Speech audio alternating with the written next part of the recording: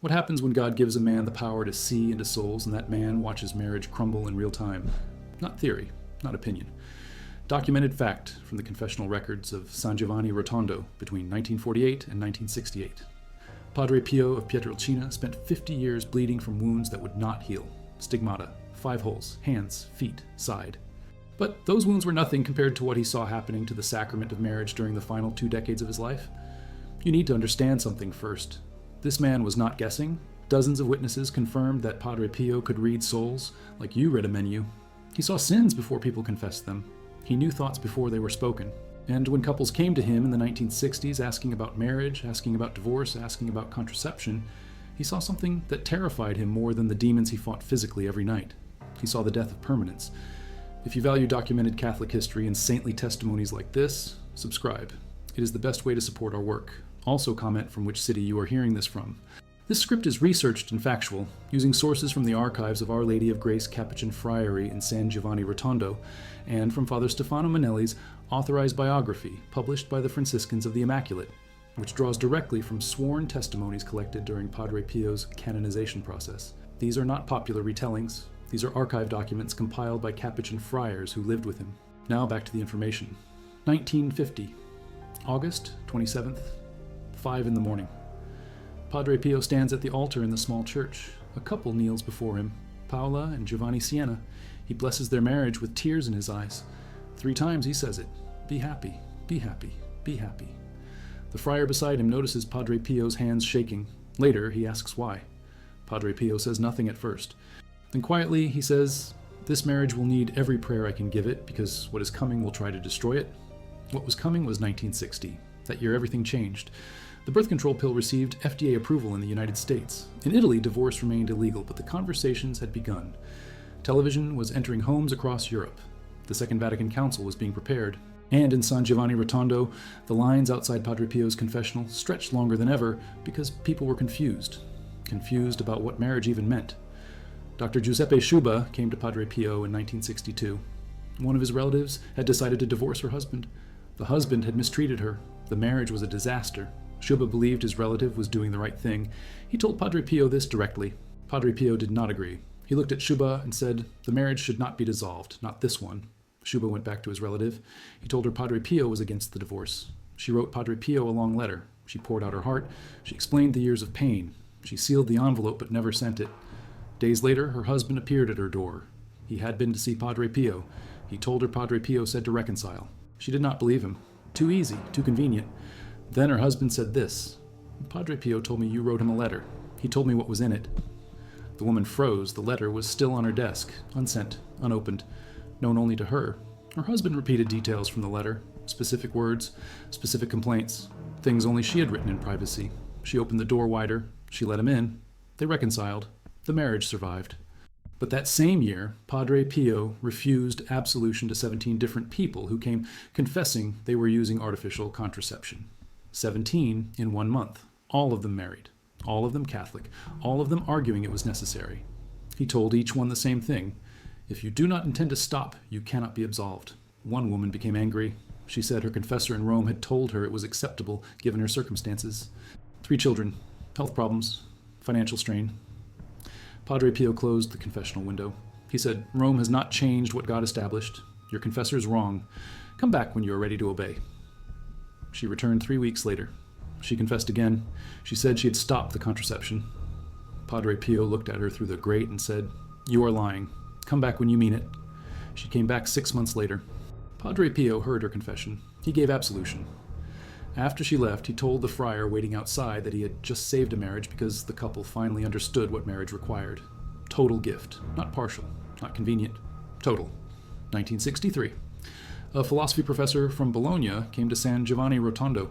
He had read about Padre Pio. He was skeptical. He believed the stigmata were psychosomatic. He believed that confessional stories were exaggerated. He believed marriage was evolving and the church needed to evolve with it. He went to confession out of curiosity. He knelt. He began to speak.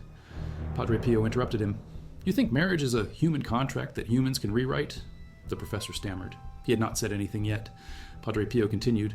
"You think because society changes, the sacrament can change? You think 2 people who promise forever can decide later that forever meant something else?" The professor tried to speak. Padre Pio cut him off again. "The sacrament does not bend to you. You bend to the sacrament or you break yourself against it. Leave. Come back when you want truth instead of permission." The professor left. He did not come back for 2 years. When he did, he was weeping. His marriage had collapsed. He had followed his own philosophy. It had destroyed everything. He begged Padre Pio to hear his confession. Padre Pio heard it. He gave absolution. He told the professor that God's mercy was infinite, but God's design was not negotiable. That same year, Pope John XXIII established a commission to study birth control. 6 European non-theologians. They met once in 1963, twice in 1964. Pope Paul VI expanded it to 58 members. Married couples, physicians, theologians, bishops. Word spread. Catholics began to believe change was coming. Contraception would be permitted. Marriage would be redefined as primarily about love and companionship rather than procreation. Padre Pio heard about the commission.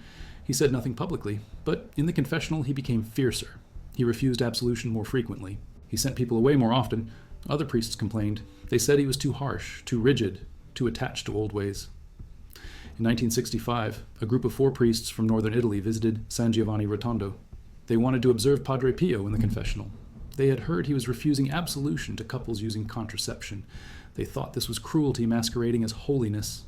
They watched for 3 days. They saw him refuse absolution to a woman who confessed using birth control pills.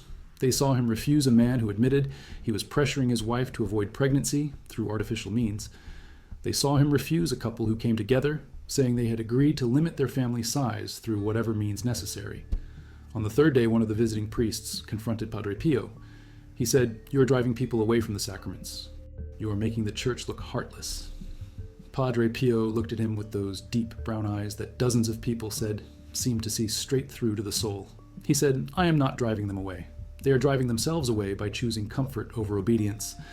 I am simply refusing to give them false peace," the priest argued. He said, "Times are changing. The church needs to meet people where they are," Padre Pio responded. "The church meets people where they are to bring them where they should be, not to leave them where they are. Marriage is not about what makes you comfortable. It is about what makes you holy." One of the 4 priests left that day determined to prove Padre Pio wrong. He began giving absolution freely to couples using contraception. Within 5 years, his parish had the highest divorce rate in his diocese. 1966. Spring. The Birth Control Commission held its 5th and final meeting. 16 bishops formed an executive committee. The discussions were heated. The majority wanted to permit contraception. They argued it was not intrinsically evil. They argued married couples should have freedom to plan their families. A minority report was written. Father John Ford and several others defended the traditional teaching, 9,000 words. It argued that permitting contraception would undermine the entire understanding of marriage and sexuality. The reports reached Pope Paul VI. He thanked the commission. He did not accept their conclusions. In San Giovanni Rotondo, Padre Pio celebrated Mass at 5 in the morning as always. After Mass, a woman approached him. She was a member of one of the Catholic lay organizations pushing for change. She asked Padre Pio if he thought the Pope would permit contraception. Padre Pio said the Pope will follow truth, not fashion. She pressed, "But so many theologians are saying it is acceptable. So many married couples are already doing it."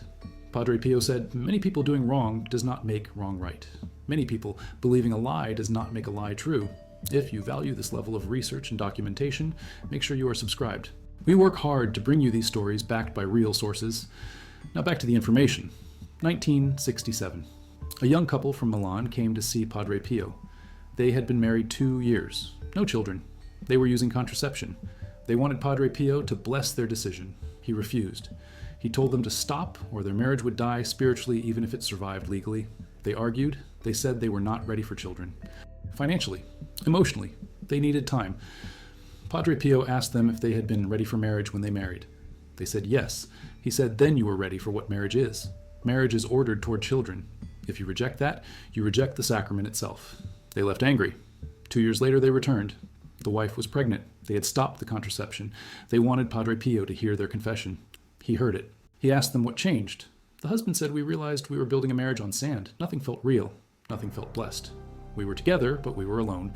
Padre Pio said, "That is what happens when you separate the unitive from the procreative. You break the sacrament in half and wonder why it does not hold." They asked him how he knew this. How could a celibate man who never married understand marriage better than married people? Padre Pio said, "I do not understand it better. I see it clearer. You live inside it, I see what God made it to be. And when you break it, I see the damage you cannot see yet." That same year, Padre Pio received over 5,000 letters in 1 month. Many were about marriage. Many were asking if the rumors were true that the church would change its teaching. Many were from couples already using contraception who wanted reassurance they were not sinning. Padre Pio responded to none of them with what they wanted to hear. His letters were short, direct. The teaching has not changed. Your situation does not change truth. Confess, repent, obey. Some people stopped writing. They said Padre Pio had become cruel in his old age, but those who knew him saw something else. They saw a man watching the foundation crack and refusing to pretend it was not happening. July 25th, 1968. Pope Paul VI issued Humani Vitae on the regulation of birth. It reaffirmed the Church's teaching. Contraception was intrinsically wrong. The marital act must remain open to life. The reaction was immediate. Theologians rebelled. 172 American theologians and Catholics rejected it publicly. They said it was not binding on conscience. They said couples could responsibly decide to use contraception. In Europe, the dissent was even louder. Swiss theologian Hans Kung said the Pope was wrong. German bishops suggested the encyclical was guidance, not doctrine. French theologians published essays saying married couples should follow their conscience. At San Giovanni Rotondo, Padre Pio received a copy of Humani Vitae on July 29th. He read it slowly. His hands trembled as he turned the pages. When he finished, he wrote a letter to Pope Paul VI. The letter was brief. Father Stefano Manelli records it in his authorized biography. Padre Pio called the encyclical clear and decisive words. He thanked the Pope for not bending to pressure. He promised to pray for him because the attacks would be fierce. Then Padre Pio did something he rarely did. He spoke publicly about it. After Mass on August 1st, he told the assembled crowd that the Holy Father had spoken with the voice of Peter. Those who reject his teaching reject Christ. An Italian journalist was present. He wrote about it. The article was published in a Rome newspaper. It caused controversy. Progressive Catholics said Padre Pio was out of touch. Traditional Catholics said he was a prophet. August 1968. Padre Pio's health was failing. He was 81 years old. The stigmata that had marked his hands for 50 years were beginning to fade. He could barely walk. His voice was weak, but he continued hearing confessions. A woman came to him. She confessed she was using birth control pills. She said her priest had told her it was acceptable after Humani Vitae because the Pope was not speaking infallibly. Padre Pio said your priest is wrong in leading you into sin. The Pope does not need to speak infallibly for you to be bound by truth. Stop taking the pills. Confess. Be absolved. She said, but my marriage will suffer. We will have too many children. We cannot afford it. Padre Pio said your marriage is already suffering. You just do not see it yet. When you reject life, you reject the source of life. When you reject the source of life, your marriage becomes barren even if you never conceive. She asked what he meant. He said, I mean you are turning inward. Both of you. Marriage is supposed to turn you outward toward each other and toward new life. When you close that door, you close your hearts. You think you are protecting your marriage. You are killing it slowly. She left. She did not come back while Padre Pio was alive. Years later, she wrote a testimony. She said everything Padre Pio predicted happened. Her marriage became cold, distant. They divorced in 1974. September 20th, 1968. Padre Pio celebrated his last public mass. It was the 50th anniversary of receiving the stigmata. The church was packed. Television crews filmed it. Due to the crowd, the superior decided it should be a solemn mass. More demanding, harder to celebrate. Padre Pio struggled through it. His voice was barely audible. After the conclusion, he nearly collapsed walking down the altar steps. His brother friars caught him. That evening, a young engaged couple from Naples came to see him. They had traveled for hours. They wanted his blessing before their wedding. They wanted advice. Padre Pio was too weak to meet them. A friar told them to come back in the morning. They waited outside the friary all night. September 21st, early morning. The friar came out. He said Padre Pio would see them, but only for a moment. They entered his cell. Padre Pio was in bed. The stigmata were almost completely gone. Just faint marks remained. He looked at the couple. He asked them one question. Do you understand that when you say I do, you are promising forever, and forever means forever? They said yes. He said, no, you do not. Not really, not yet. No one does until they face the moment when forever becomes hard. But I am telling you now. When that moment comes, and it will come, do not look for permission to break your promise. Look for grace to keep it. The young man asked where they would find that grace. Padre Pio said in the Eucharist, in confession, in the Rosary, in each other if you're both looking for it, but mostly in the moment you decide that your promise matters more than your comfort. He blessed them. He told them to go. They were the last couple he counseled. September 23rd, 1968, early morning. Padre Pio made his last confession. He renewed his Franciscan vows. He held his rosary but did not have strength to pray aloud. He repeated 2 words, Jesus. Mary, Jesus, Mary. He died at 2:30 in the morning. The stigmata were completely gone, no trace. 50 years of bleeding, vanished.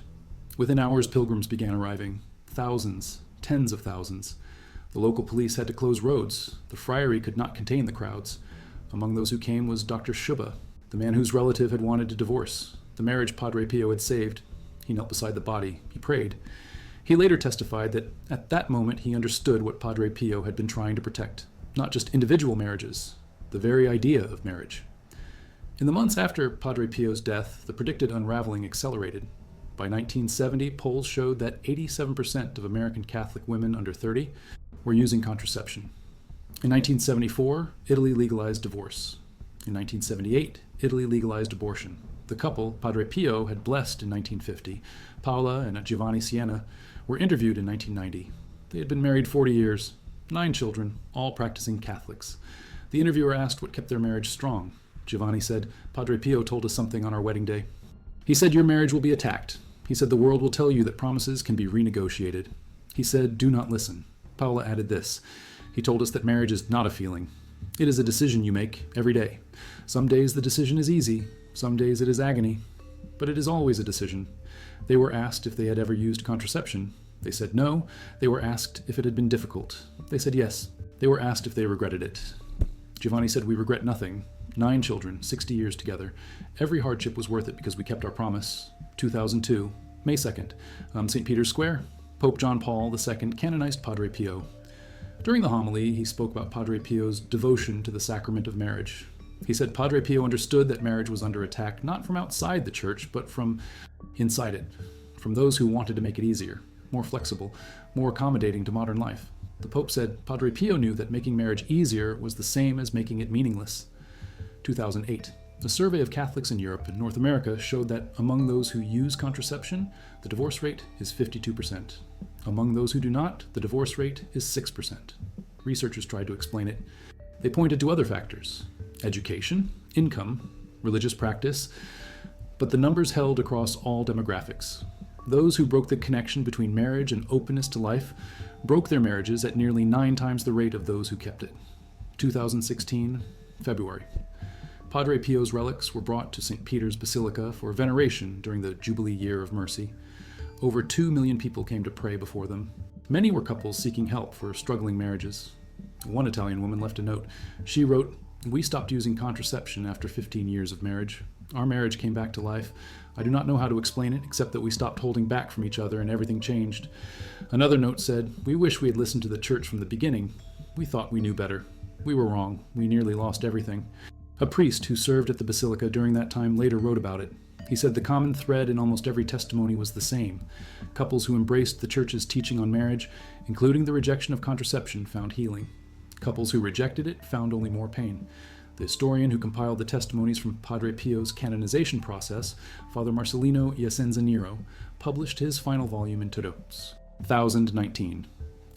In the introduction he wrote this: "Padre Pio saw what we are only now beginning to understand. That marriage is not attacked by making it harder to enter, but by making it easier to abandon. Every permission granted, every exception made, every accommodation to modern sensibilities weakened the structure until it could not hold. The question Padre Pio asked throughout his life was simple. Do you want a marriage that feels good or a marriage that is good?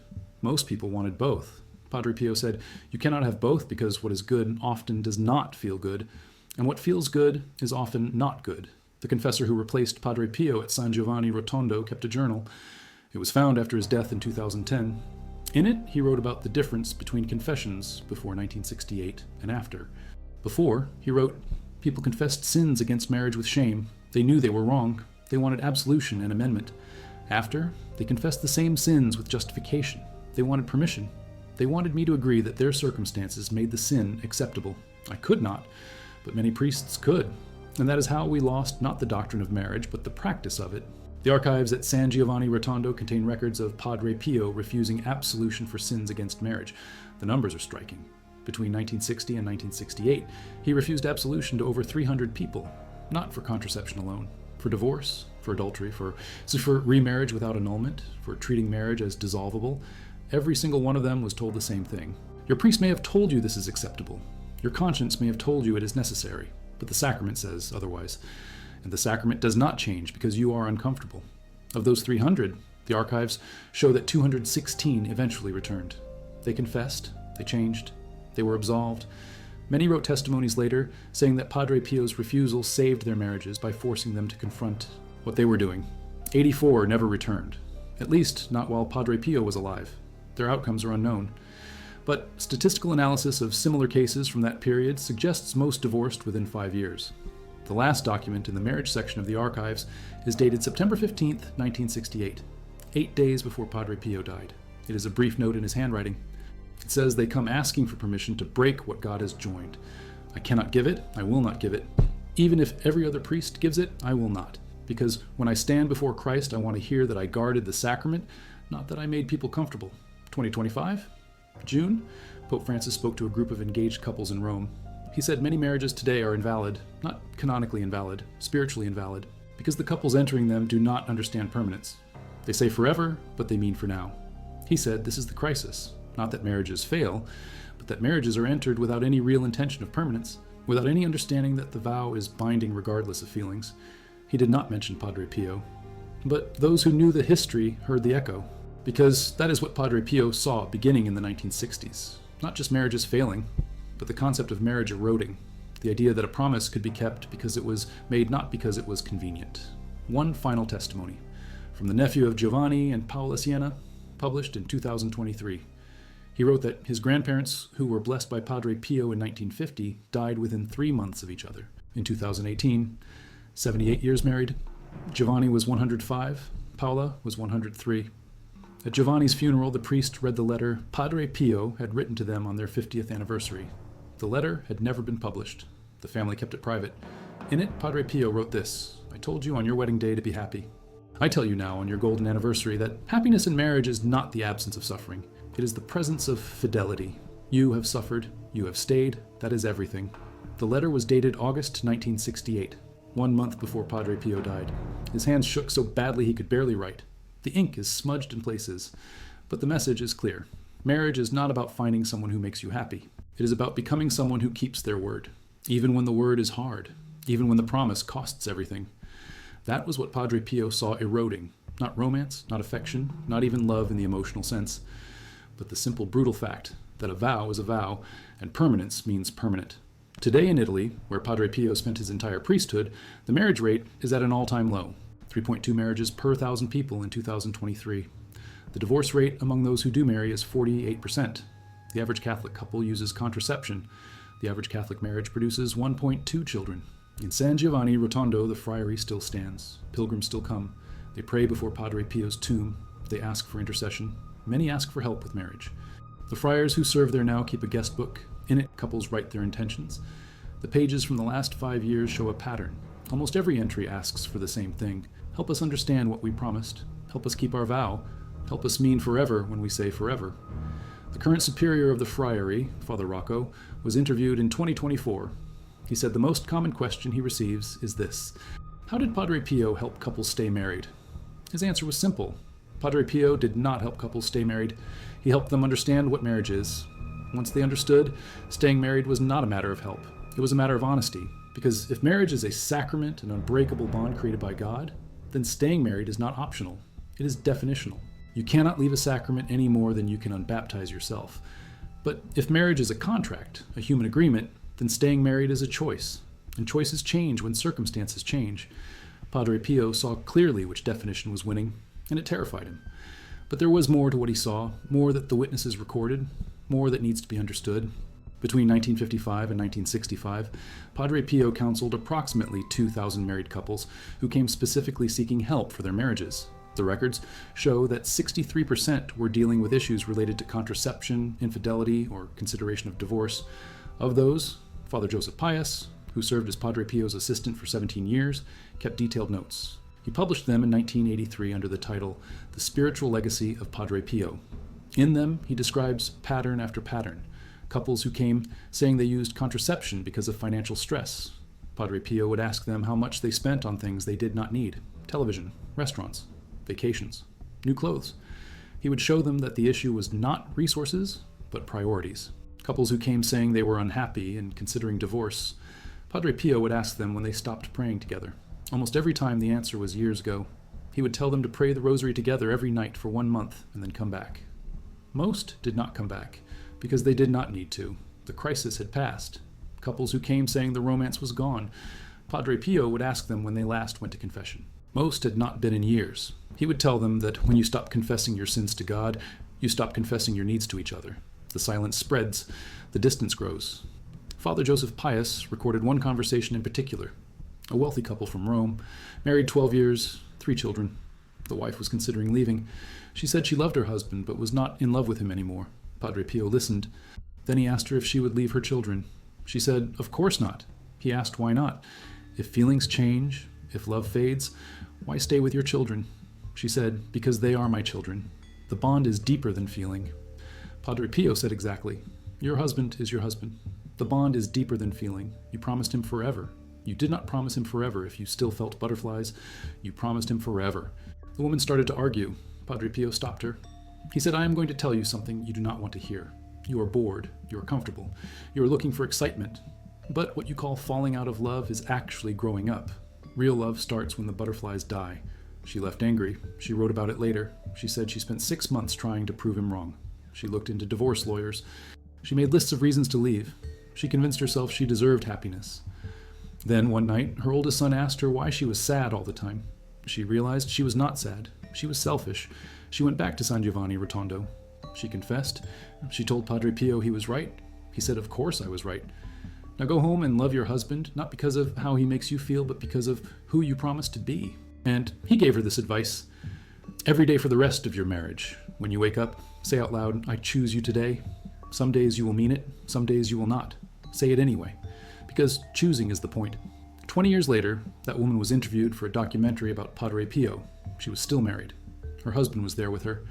She said the words Padre Pio gave her saved everything, because they changed marriage from something that happened to her to something she did, every single day. This understanding, this shift from marriage as feeling to marriage as choice, was what Padre Pio tried desperately to protect during those final years of his life. In 1966, a young seminarian named Antonio came to San Giovanni Rotondo. He was studying moral theology at a university in Rome. His professors were teaching that the Church's position on contraception was outdated, that Vatican II would bring a new understanding, that mercy demanded flexibility. Antonio was confused. He asked Padre Pio about it during spiritual direction. Padre Pio said, "Mercy does not mean permission. Mercy means forgiveness for failures and grace for obedience." If your professors cannot tell the difference, they have no business teaching moral theology. Antonio said, "But they are educated men, theologians, experts." Padre Pio said, "Education without holiness is just noise. They can tell you what they think. I'm telling you what I see. And I see souls. I see marriages. I see what happens when people trade truth for comfort." Antonio asked what he should do. Padre Pio said, "Study hard, pray harder. And when you become a priest, remember that your job is not to make people happy. It is to help them become holy. Sometimes those are the same thing. Usually they are not." Antonio was ordained in 1969, 1 year after Padre Pio died. He served for 43 years. He wrote in his memoirs that every time a couple came to him asking for permission to use contraception, every time someone wanted him to bless a second marriage, without an annulment, he heard Padre Pio's voice. "Your job is not to make people happy. It is to help them become holy." He said he lost parishioners because of it. People called him rigid, uncompassionate, out of touch. But he also saw marriages saved that would have ended. He saw couples who stayed faithful despite hardship. He saw children born who would not have been born. And at his retirement mass in 2012, a couple in their 70s approached him. They thanked him for refusing to give them permission to use contraception 40 years earlier. They said it was the hardest thing they had ever done, living open to life when they were terrified, trusting God when it made no sense. But they had 5 children, 14 grandchildren, and a marriage that survived because it was built on obedience, not convenience. This is what Padre Pio understood, that marriage is a structure, and structures collapse when you remove the load-bearing walls. You can redecorate, you can modernize, you can make it more comfortable, but if you remove what holds it up, it falls. Openness to life is a load-bearing wall. Remove it, and the entire structure weakens. Permanence is a load-bearing wall. Remove it, and there is nothing to hold you when everything else fails. Self-gift is a load-bearing wall. Remove it, and marriage becomes transaction, not transformation. Padre Pio saw these walls being removed one by one, not by enemies of marriage, by those who claimed to love it, by those who wanted to make it easier, more accessible, more accommodating. In 1967, an article appeared in a prominent Catholic magazine. It argued that the church should permit divorce and remarriage in cases of irreparable breakdown. The author was a priest, a moral theologian, well respected. Someone brought the article to Padre Pio. He read it slowly. When he finished, he put it down and said, "This man does not understand mercy. He thinks mercy means lowering the standard. Mercy means providing grace to meet the standard. If you lower the bar, you do not help people. You rob them of the chance to grow." The person who brought the article said, "But Father, some marriages truly are dead. Staying together causes more harm than good." Padre Pio said, "I did not say staying is easy. I said breaking the promise is breaking the sacrament. God can bring life to dead things. But only if you let him. If you walk away, you never find out what he would have done." That conversation was recorded by a friar who was present. It appears in the archives under the date September 3rd, 1967, 1 year and 20 days before Padre Pio died. The friar added a note at the bottom of the page. He wrote that Padre Pio wept after the conversation, not from anger, from sorrow, because he saw what was coming and knew he could not stop it. 3 days before Padre Pio died, a couple from France came to see him. They were not Catholic. They had heard about him. They wanted his blessing. They were living together, not married, planning to marry eventually. A friar tried to turn them away. Padre Pio was too weak. He could not receive visitors. But Padre Pio heard their voices. He called them in. He looked at them from his bed. He asked them why they were waiting to marry. They said they wanted to make sure they were compatible first. Padre Pio said, "You are not waiting to make sure. You're waiting to keep the option to leave. But marriage is not an option you keep open. It is a door you close behind you." They did not understand, he explained. When you marry, you close the door on other possibilities. You say, "This is my choice, and no other choice exists now." That is what makes it a commitment. As long as the door is open, you are not committed. You are just comfortable. They asked if he thought they should marry. He said, "I think you should decide if you mean forever. If you do, marry. If you do not, end it now, because living in the in-between destroys you slowly. You think you are being careful. You are being cowardly." They left. The friar asked Padre Pio why he spent his energy on them. He had so little strength left, Padre Pio said, because they might listen, and if they listen, they might understand. And if they understand, they might build a marriage that lasts. And we need marriages that last, because without them, the world forgets what permanence looks like. That couple did marry, 6 months after Padre Pio died. They wrote to the friary years later. They said his words haunted them until they understood. Marriage was not a feeling. It was a decision to close the door on all other possibilities and walk forward together through that single door. They had been married 36 years when they wrote the letter, 4 children, a dozen grandchildren, and they said the best decision they ever made was to stop waiting and start committing. These stories, these testimonies, they are not isolated incidents. They are patterns, consistent patterns that emerge when you read through the archives, when you study the testimonies collected during the canonization process. When you interview the couples who were counseled by Padre Pio and stayed married for decades, the pattern is this. Padre Pio did not give advice that made marriage easy. He gave truth that made marriage possible. The final record in the archives is not from Padre Pio, but about him. A friar who assisted him in his last days wrote a memoir published in 1975. In it, he described Padre Pio's final coherent words. He said Padre Pio was asked what he thought would happen to marriage in the coming decades. Padre Pio responded with his eyes closed. He said marriage will survive because it is from God, but most marriages will not survive because they are from men who no longer believe in God's promises. 3 days later, the stigmata that had bled for 50 years vanished completely, as if the sign was no longer needed, as if the warning had been given and what came next was simply consequence.